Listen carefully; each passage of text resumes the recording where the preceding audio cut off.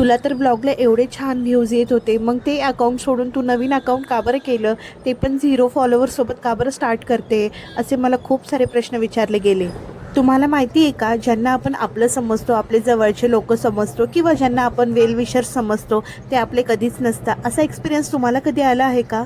सध्या तर मला या सो कॉल्ड आपल्या लोकांचा खूपच जास्त खराब एक्सपिरियन्स येत आहे. म्हणून आता ही मोठी चूक मी कधीच करणार नाही आहे. इवन दो आपले जे फ्रेंड्स असतात, आपण त्यांच्याकडून अपेक्षा करतो की ते एक लाईक तरी करतील व्हिडिओला, ते सुद्धा त्यांच्याकडून करवत नाही. आपले फ्रेंड्स कसे असतात ना, की काही सेलिब्रिटीजचा व्हिडिओ असेल ना, तर त्याला पटकन लाईक शेअर करतात, त्यावर कमेंट करतात. बट आपल्या फ्रेंडनी काही व्हिडिओ पोस्ट केला आहे तर त्यांना कधीच लाईक करू वाटणार नाही, इवन दो ते हसतील. आणि हेच मेन रिझन होतं न्यू अकाउंट क्रिएट करण्याचं. जसं की मी तुम्हाला पहिले पण कॉन्टेंट क्रिएशन जर्नी स्टार्ट करण्याच्या पार्ट 1 मध्ये सांगितलं की एक नवीन अकाउंट क्रिएट करा आणि ज्या लोकांसोबत तुम्ही अनकम्फर्टेबल आहे त्यांना सरळ सरळ ब्लॉक करून टाका.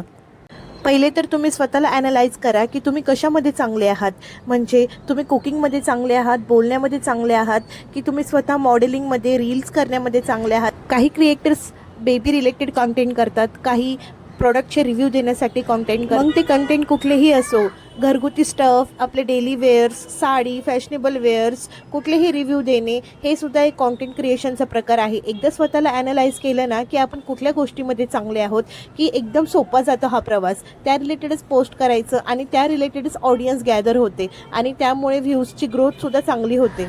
पुढच्या काही वर्षानंतर मनात असं नाही राहिलं पाहिजे की यार 2-3 वर्षापूर्वी आपण कॉन्टेंट क्रिएशन स्टार्ट केलं असतं तर आज कुठेतरी वेगळंच असतो. त्यामुळे आजच करा, सक्सेस मिळेलच हे अपेक्षा न ठेवता एक प्रयत्न तर आपण करूच शकतो ना. चला भेटूया आता पुढच्या व्हिडिओमध्ये. व्हिडिओ आवडल्यास फॉलो करायला विसरू नका. Bye bye, take care.